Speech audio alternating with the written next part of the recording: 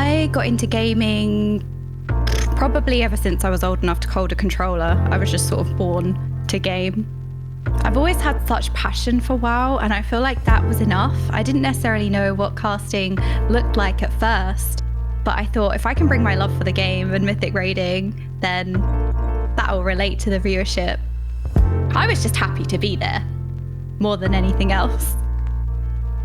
Hello everyone, I'm Jordan, or Okaymage, and I have something really cool to share with you guys. Story of my life. I wake up every day and I'm just like, thanks! No! No, definitely not! I was a very edgy 13-year-old in COD lobbies, probably screeching at everyone. I still sound the same, so there's that.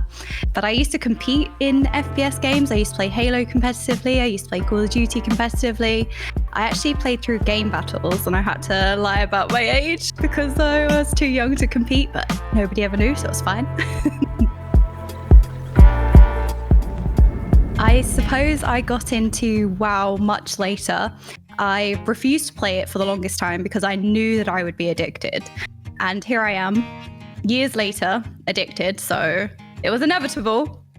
I started to play more competitively in BFA. I started to really push in raiding and Mythic Plus, and towards the end of BFA, we ended up doing rank 1 to 5 keys in the world. I was really highly ranked as a mage as well, and that's kind of where my stream started. It started off because my brother and my cousins and my guildies wanted to watch the higher keys at the time.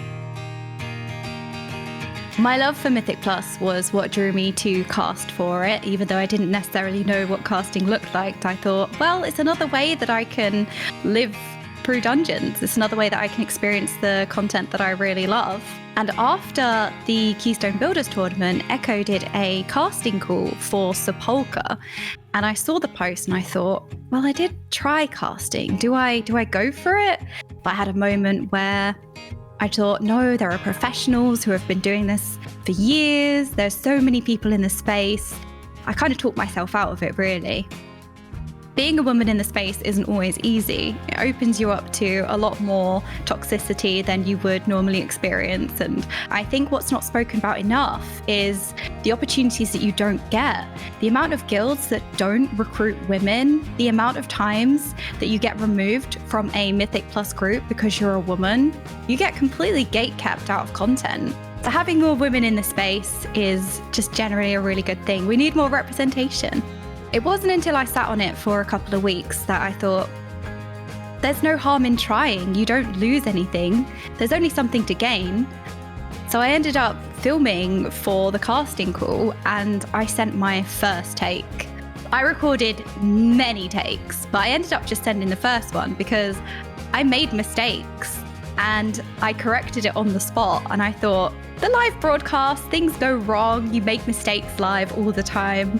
So I feel like this is a good show of, I'm making a mistake, but here's how I'm rectifying it. And they have it! They get the world first Painsmith kill. So I ended up sending the first take. I had no expectation, but I was excited. And then it wasn't long before the team got back to me and said, hey, we really like your audition. Do you want to cast for us?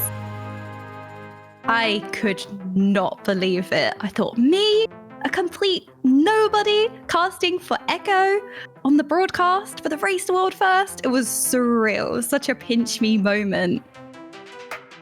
And then I ended up taking a flight by myself to Germany, to Hamburg.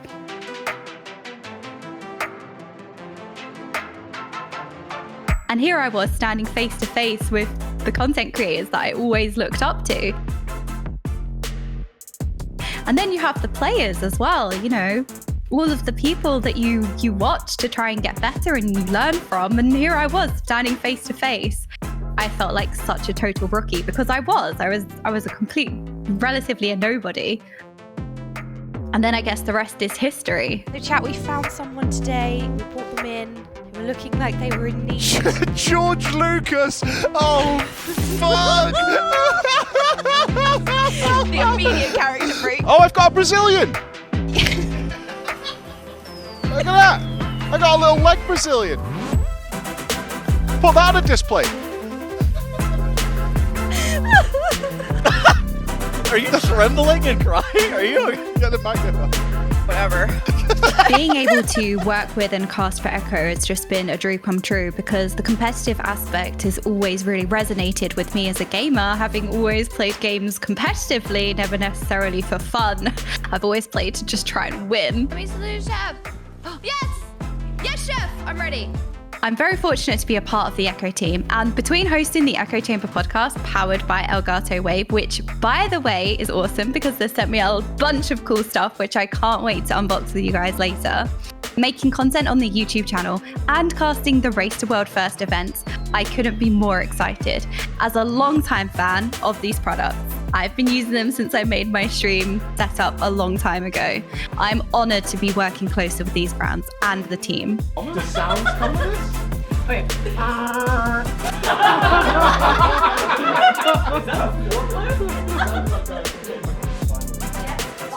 Not till I'm on. I want this head. I want it on a platter. I demand it of them. My name is Okaymage and I'm super stoked to be a part of Echo.